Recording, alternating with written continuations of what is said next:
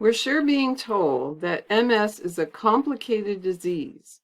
And yeah, I would agree with that, but that doesn't mean we should overlook something simple.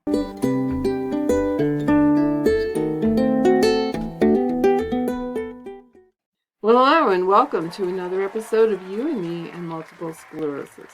My name is Pam and I've been living with multiple sclerosis for 39 years. I can say that now because by the time you see this, it will be 39 years. Well, I started this channel as a way to share with other people all of the things that I'm learning about multiple sclerosis from all of the videos and articles and books that I've been reading. And I'm particularly interested in this topic because this was recommended to me by one of you. It was suggested that I should look into the benefits of aspirin for multiple sclerosis. And I thought, well, sure, why not? That's a great idea. I'll show you what I found. As I routinely do, I went out to my search engine and I searched for multiple sclerosis plus aspirin. And as you see, the first thing you get are all these sponsored links, and I just scrolled on past those. And then I noticed that an awful lot of these articles were pretty old. Here's one from 2015, 2018, 2020, 2017, 2013. Lymphocyte adherence in multiple sclerosis, the effect of aspirin, and that was published back in January of 1979. You know, the oldest one that I found was this one right here. January 21st, 1961. Multiple sclerosis, trials of maintenance treatment with prednisolone and soluble aspirin. In those early days, studies focused on whether aspirin might be able to slow down or even halt MS progression. But unfortunately, the study results never seemed to pan out.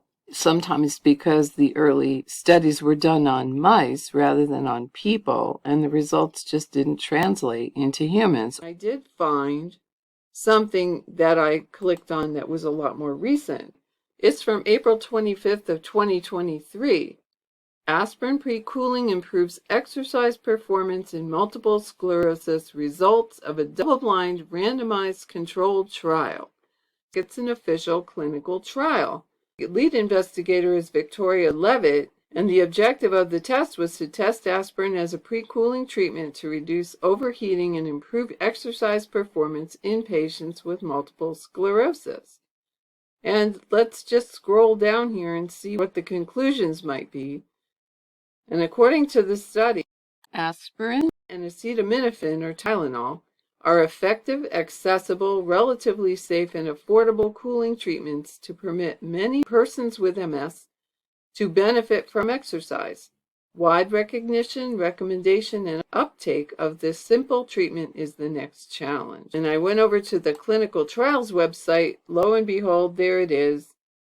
Aspirin for exercise in multiple sclerosis. And it's part of the Aspire trial. And there she is again, Dr. Levitt. And it's got all the information that you want, what the dosages were. It tells you who was eligible for the trial. There's lots of information here, and I will link it below. But I have something even better to share with you than that. An actual interview that another content creator you may already be familiar with, Dom from the MS Guide, has done with Dr. Levitt. And I'm going to play clips from that. Her remarks shed a lot of light on what made her think about doing this study and of the findings. If you watch some of my videos, I go on the whole time about exercise, and this is good for MS. And one of the things with exercise is this heat that you can get. I've got it many times, and this study was about that. If I can explain very briefly how I came to this point, because I do study cognition, right? I'm mostly interested in the brain, optimizing cognition for all of us. And about 10 years ago, we were running an exercise trial in my lab because I wanted to improve people's memory function. And that's when I came to understand that a lot of people with MS, when you approach them and say, would you like to be part of an exercise trial? A lot of them say, no, thank you. And that is because of, as you mentioned, the overheating, which we know, and which has a name, which is Untoff's phenomenon, right? We know that there was a German neuro-ophthalmologist named Wilhelm Untoff.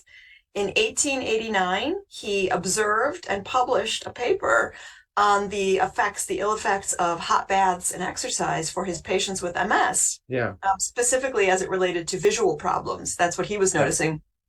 And so in the intervening 130 years, we've looked at overheating in people with MS numerous ways, and we know that it causes lots and lots of problems. Sort of as you said, a cheap and easy fix when I started to think about the overheating and the exercise and the cognition and bringing it all together. There have been a lot of cooling therapies and techniques, cooling vests. Oh, I've got a cooling vest. Sure, right. And submersion in an ice bath, these kinds of things. There was an exercise experiment where they had people putting their hand into a vacuum refrigerator chamber while they were exercising on a treadmill. I mean, these are like crazy times, right? These are, what they definitively established is that cooling people down is good. Yeah. But these methods were not. It's the heat. Yeah. It's knowing how to get that awful sort of hot, too hot and you can't get rid of it, and it's affecting your balance and your thinking and your speech. And what we wanted to try was giving people a standard adult dose of aspirin, 650 milligrams before exercise. Now people are like, whoa, that's a lot of aspirin. It's take 2 aspirin and call me in the morning aspirin, right? It's 2. It's a standard adult dose of aspirin. Right. So the reason that we chose that dosage is because in the early 00s, there were actually 2 successful trials of daily aspirin administration in people with MS to reduce fatigue. Right. Mm-hmm. Both of them found the same thing, that with that standard adult dose of aspirin once a day for 6 weeks, they got people's level of self-reported fatigue reduced.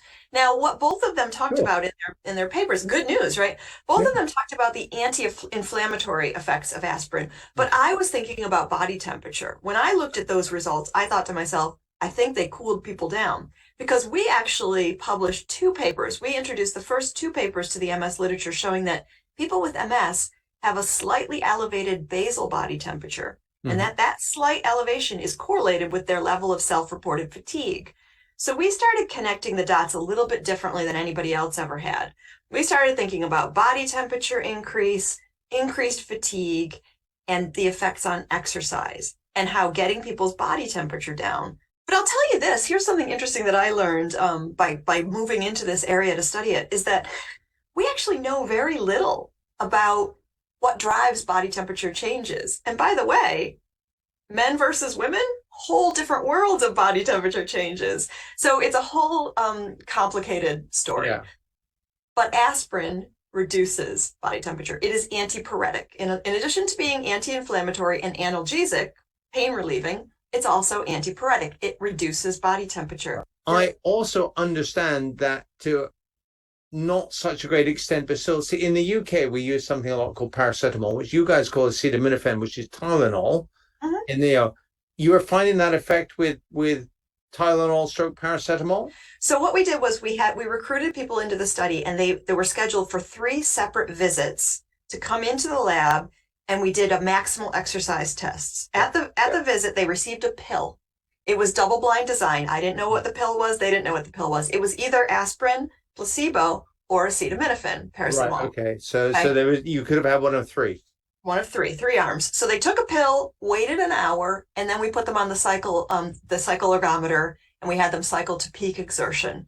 And we measured their body temperature every 2 minutes. We measured their heart rate. We measured their total watts expended. We had a whole workup with our exercise physiologist. And what we found was that after being given aspirin, the amount of body temperature increase that they experienced was reduced to 0.00.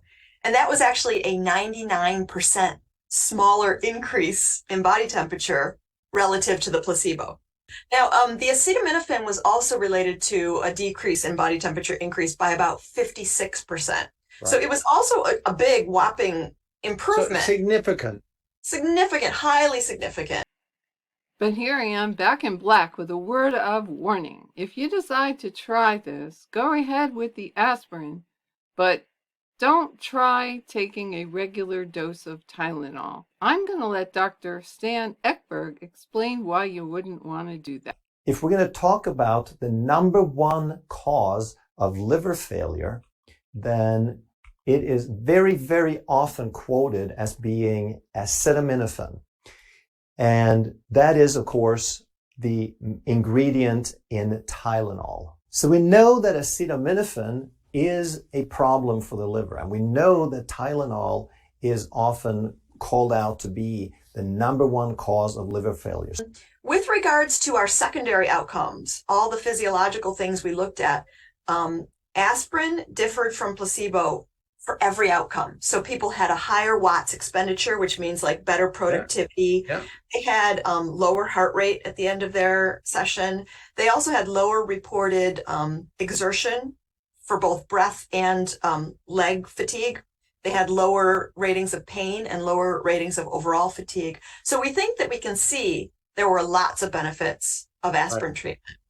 Aspirin is very, very safe. They're over-the-counter drugs. They're so relatively safe. Most of us have taken them at some point, so we know how our body responds to them. So if you like the idea of seeing whether it helps you exercise more comfortably or just live more comfortably in the world, try it. You know, like that's the beauty of this work is like, go try it. I found that I've established the science that shows that its benefits are quantifiable. Now go try it. You know, you don't need to get into a trial. You don't need to get a prescription. You don't need to grapple with your drug company or your health system. Just go. Well, that was certainly a treat. So I thank you again, my subscriber who suggested that I look into this topic, because I did learn something. And I don't know about you, but I'm thinking I'm going to be starting to take a little aspirin when I know I've got a day that there's lots of exertion coming up, or that I'm a little concerned my energy won't hold out. Of course, we do need to be careful when we're taking this. Some people can't tolerate aspirin. Well, even those who can need to be a little careful if you're going to have surgery, if you're going to have even dental work done. Be careful, because aspirin thins the blood and it makes it harder for cuts and incisions to heal. So you definitely don't want to be thinning your blood at the wrong time. But boy, you know, if this would help by lowering body temperature so that we aren't as easily exhausted by our core temperature going up, as so often happens with us, we might even be able to be a little more active, maybe even do some exercising that we've thought, oh, this is a good idea, but I can't tolerate it.